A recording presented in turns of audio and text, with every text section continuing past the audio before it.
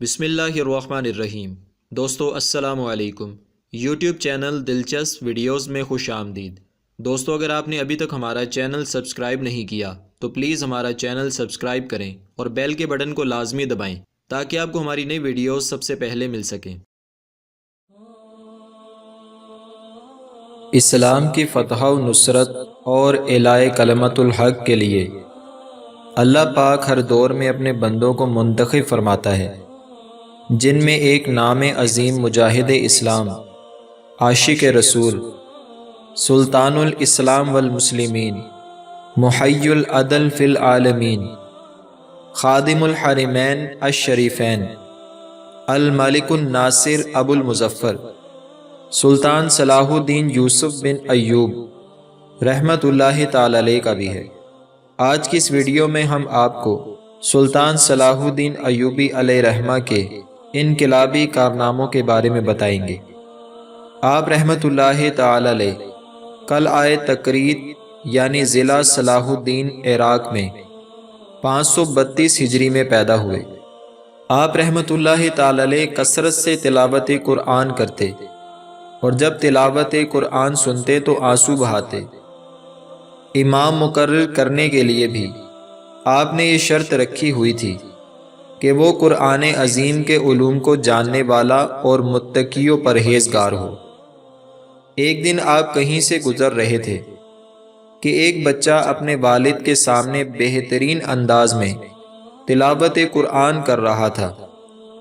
آپ نے اعزاز کے طور پر ان دونوں باپ بیٹے کے لیے ایک زمین کو وقف کر دیا تاکہ اس میں کاشت وغیرہ کے ذریعے سے وہ اپنا گزر بسر کر سکیں۔ آپ رحمت اللہ تعالی علیہ بہت ہی علم دوست تھے، علماء کی بہت زیادہ عزت کرتے، ان کے لیے عاجزی کرتے اور ان کی ہم نشینی اختیار کرتے۔ پیچیدہ شرعی مسائل کے حوالے سے علماء کی بااہمی گفتگو میں لازمی شریک ہوتے، جس کی بدولت شریعت مطہرہ کے کئی احکام اور ان کے دلائل جان لیتے۔ آپ رحمت اللہ تعالی علیہ کی زندگی دین اسلام اور مسلمانوں کی خدمت کرتے گزری۔ حرمین شریفین کی حفاظت، مدارس و خانقاہوں کا قیام اور اس طرح کی دیگر بہت ساری دینی خدمات آپ کی زندگی کا حصہ تھیں۔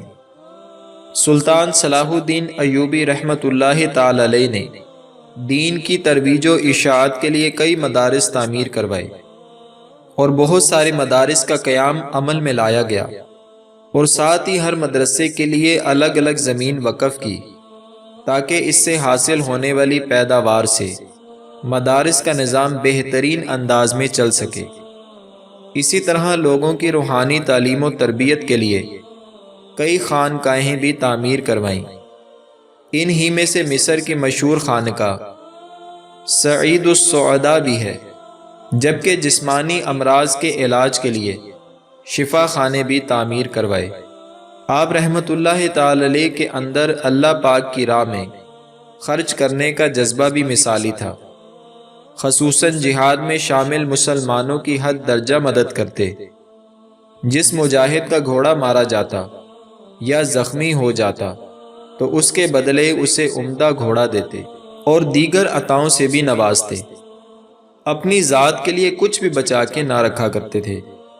یہی وجہ ہے کہ آخری وقت تک آپ پر زکوٰۃ فرض نہ ہوئی۔ بسا اوقات دشمن سے لڑنے کے لیے بھی ان کے پاس اپنا گھوڑا نہ ہوتا، کسی سے عاریتاً لے لیتے، اور جب اترتے تو مالک آ کر اپنا گھوڑا لے جاتا۔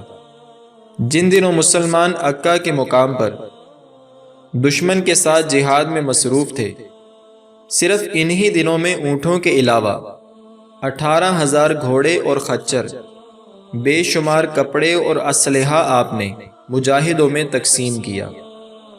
حجاج کرام کے لیے آپ نے بہت سی آسانیاں پیدا کی، اس طرح کہ آپ رحمت اللہ تعالی علیہ کے دور حکومت سے پہلے مکہ مکرمہ میں یہ قانون تھا کہ جو بھی حج کرنے جاتا تو اس سے کچھ رقم بطور ٹیکس لی جاتی، جو ادا نہ کر پاتا اسے قید کر لیا جاتا، یوں وہ حج کی ادائیگی سے محروم ہو جاتا۔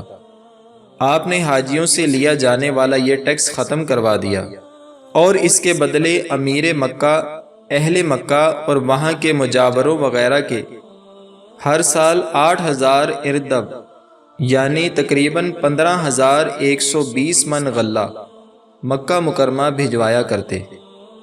روزہ رسول اقدس صلی اللہ علیہ وآلہ وسلم سے جس میں اطہر نکال لینے کی ناپاک جسارت ایک مرتبہ سلطان نور الدین زنگی رحمۃ اللہ تعالی علیہ کے دور میں ہوئی، جسے سلطان نے ناکام بنا دیا تھا، لیکن کرک اور شوبک کے غیر مسلموں نے 578 ہجری سلطان صلاح الدین ایوبی علیہ رحمہ کے زمانے میں دوبارہ یہ ناپاک ارادہ کیا کہ حضور صلی اللہ علیہ وآلہ وسلم کے روضہ مبارک کو توڑ ڈالیں اور قبر منور سے جسم مقدس نکال لیں۔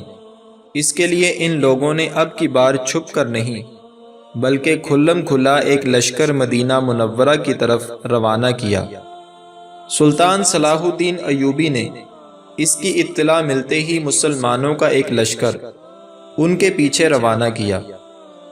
ابھی لشکر کفار مدینہ پاک سے ایک دن کے فاصلے پر تھا کہ مجاہدین اسلام نے ان ناپاک لوگوں کا پاک شہر میں داخل ہونے سے پہلے ہی کام تمام کر دیا۔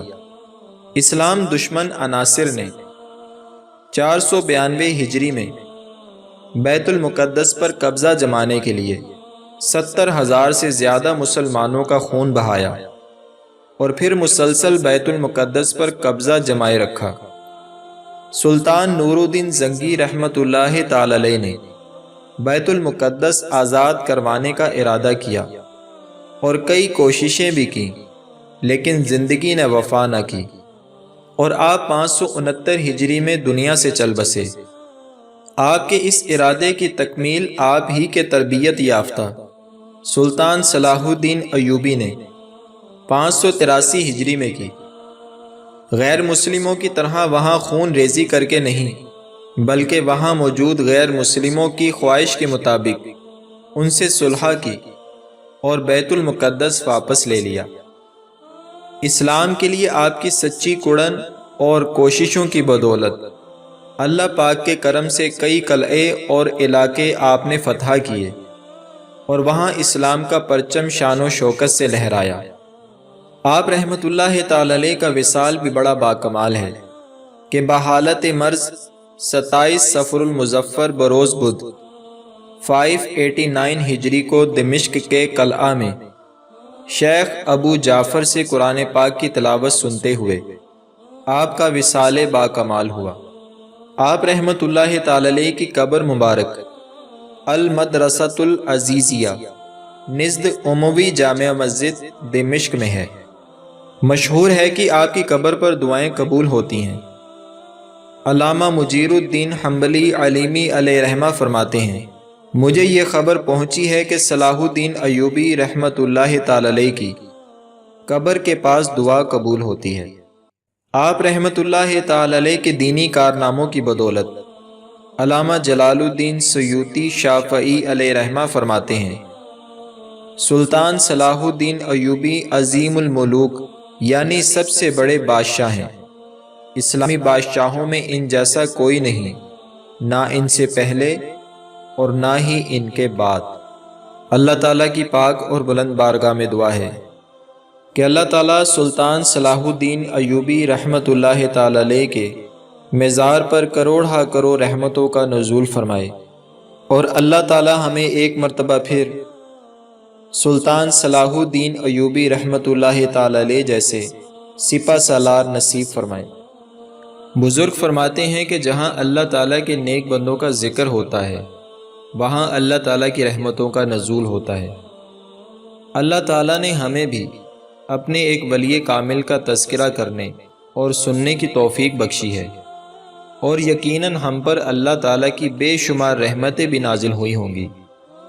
اگر آپ مزید رحمتوں کے حقدار بننا چاہتے ہیں تو ہماری اس ویڈیو کو شیئر کر کے اپنے پیاروں تک ضرور پہنچائیں تاکہ وہ بھی اللہ پاک کی رحمت کے حقدار بن جائیں۔ اگر آپ نے ابھی تک ہمارا چینل سبسکرائب نہیں کیا تو ویڈیو کے نیچے لال بٹن کو دبا کر سبسکرائب کریں اور ساتھ ہی ساتھ بیل کے بٹن کو بھی ضرور دبائیں تاکہ آپ کو ہماری اپڈیٹس ملتی رہیں۔ ویڈیو دیکھنے کا شکریہ۔ اللہ حافظ۔